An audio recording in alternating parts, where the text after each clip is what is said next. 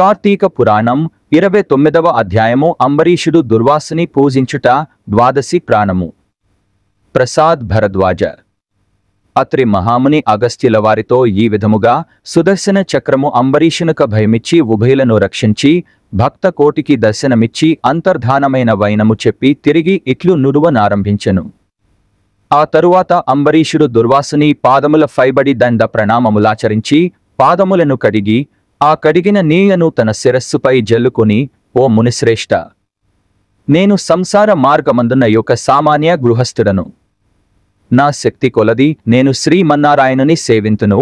ద్వాదశి వ్రతము చేసుకోనిచు ప్రజలకు ఎట్టి కీడు రాకుండా ధర్మవర్తనుడనే రాజ్యమేలిచున్నాను.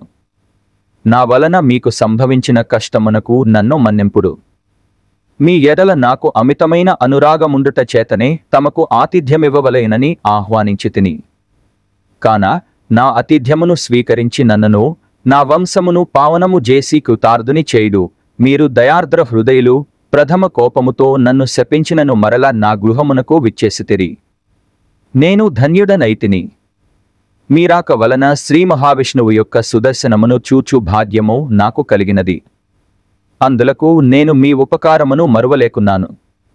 మహానుభావ, నా మనస్సంతోషముచే మిమ్మెట్లు స్తుతింపవలయునో నా నోట పలుకులు రాకున్నవి.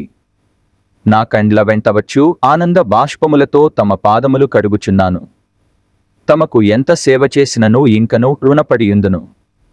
కాన ఓ పుణ్యపురుష, నాకు మరల నర జన్మ రాకుండా ఉండేటట్లును సదా మీ బోటి మునిశ్రేష్ఠుల యందును ఆ శ్రీమన్నారాయణుని యందును మనస్సు గలవాడనై యుండునట్లును నన్నాశీర్వదించు దని ప్రార్థించి సహాపంక్తి భోజనమునకు దయచేయమని ఆహ్వానించెను. ఈ విధముగా తన పాదముల పైబడి ప్రార్థించుచున్న అంబరీషుని ఆశీర్వదించి, రాజా, ఎవరు ఎదుటి వారి బాధను నివారణ గావించి ప్రాణములు కాపాడుదురో, ఎవరు శత్రువులకైనను శక్తి కొలది ఉపకారము చేయుదురో అట్టివారు తండ్రితో సమానమని ధర్మశాస్త్రములు తెలియజేయుచున్నవి. నీవు నాకు ఇష్టుడవు, తండ్రితో సమానుడవైనావు. నేను నీకు నమస్కరించినచో నాకంటే చిన్న వాడగుట వలన నీకు అయుక్షణము కలుగును. అందుచేత నీకు నమస్కరించుట లేదు. నీవు కోరిక ఈ స్వల్ప కోరికను తప్పక నెరవేర్చెదను. పవిత్ర ఏకాదశి వ్రతనిష్ఠుడవగు నీకు మనస్తాపమును కలుగజేసినందులకు వెంటనే నేను తగిన ప్రాయశ్చిత్తమును అనుభవించి తిని నాకు సంభవించిన విపత్తును తొలగించుటకు నీవే దిక్కైతివి.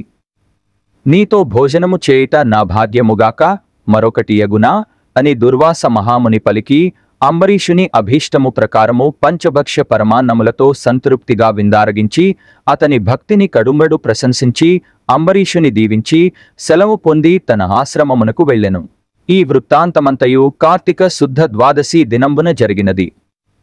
కాన ఓ అగస్త్య మహాముని, ద్వాదశి వ్రత ప్రభావమెంతటి మహాత్మ్యము గలదో గ్రహించితివిగదా. ఆ దినమున విష్ణుమూర్తి క్షీరసాగరమందున శేషశయ్యపై నుండి లేచి ప్రసన్న మనస్కుడే ఉండును. కనుకనే ఆ రోజుకంతటి శ్రేష్ఠతయు మహిమ గలిగినది. ఆ దినమున చేసిన పుణ్యము ఇతర దినములలో పంచదానములు చేసినంత ఫలమును పొందును. ఏ మనుజుడు కార్తీక శుద్ధ ఏకాదశి రోజున శుష్కోపవాసముండి పగలెల్ల హరి నామ సంకీర్తనచే గడిపి ఆ రాత్రంతయు పురాణము చదువుతూ లేక వెంటూ జాగరణ చేసి ఆ మరునాడు అనగా ద్వాదశి నాడు తన శక్తి కొలది శ్రీమన్నారాయణనుకు ప్రీతి కొరకు దానములిచ్చి బ్రాహ్మణులతో గూడి భోజనము చేయునో అట్టివాని సర్వ పాపములు ఈ వ్రత ప్రభావము వలన పటాపంచలే పోవును. ద్వాదశి దినము శ్రీమన్నారాయణుకు ప్రీతికరమైన దినము కనుక ఆనాడు ద్వాదశ ఘడియలు తక్కువగా యున్నను. ఆ ఘడియలు దాటకుండగానే భుజింపవలెను. ఎవరికైతే వైకుంఠములో స్థిర నివాసమేర్పరచుకుని ఉండాలని కోరిక ఉండునో అట్టివారు ఏకాదశి వ్రతము ద్వాదశి వ్రతము రెండునూ చేయవలెను. ఏ ఒక్కటియు విడువకూడదు. శ్రీహరికి అత్యంత ప్రీతికరమగు కార్తీక శుద్ధ ద్వాదశి అన్ని విధముల శ్రేయస్కరమైనది. దాని ఫలితము గురించి ఎంత మాత్రము సంశయింపకూడదు. మల్లి చెట్టు విత్తనము చాలా చిన్నది. అయినను అదే గొప్ప వృక్షమైన విధముగా కార్తీక మాసములో నియమానుసారముగా చేసిన ఏ కొంచెము పుణ్యమైనను అది అవసాన కాలమున యమదూతల పాలు కానీయక కాపాడును. అందులకే ఈ కార్తీక మాసవ్రతము చేసి దేవతలేగాక సమస్త మానవులు తరించెరి. ఈ కథను ఎవరు చదివినను లేక వినను సకలేశ్వర్యములు సిద్ధించి సంతాన ప్రాప్తి కూడా కలుగును అని అత్రి మహాముని అగస్త్యనకు బోధించిరి.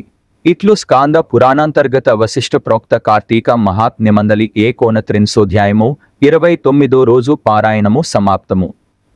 కార్తీక మాసం 29వ రోజు పూజించవలసిన దైవం, చేయవలసిన మంత్రం, దానం, నైవేద్యం. ప్రసాద్ భరద్వాజ. నిషిద్ధములు: పగటి ఆహారం, ఉసిరి. దానములు: శివలింగం, విభూది పండు, దక్షిణ, బంగారం. పూజించాల్సిన దైవము శివుడు, మృత్యుంజయుడు. జపించాల్సిన మంత్రము ఓం త్ర్యంబకం యజామహే సుగంధం పుష్టివర్ధనం. ఉర్వారుకమివ బంధనాత్ మృత్యోర్ముక్షీయ మామృతాత్.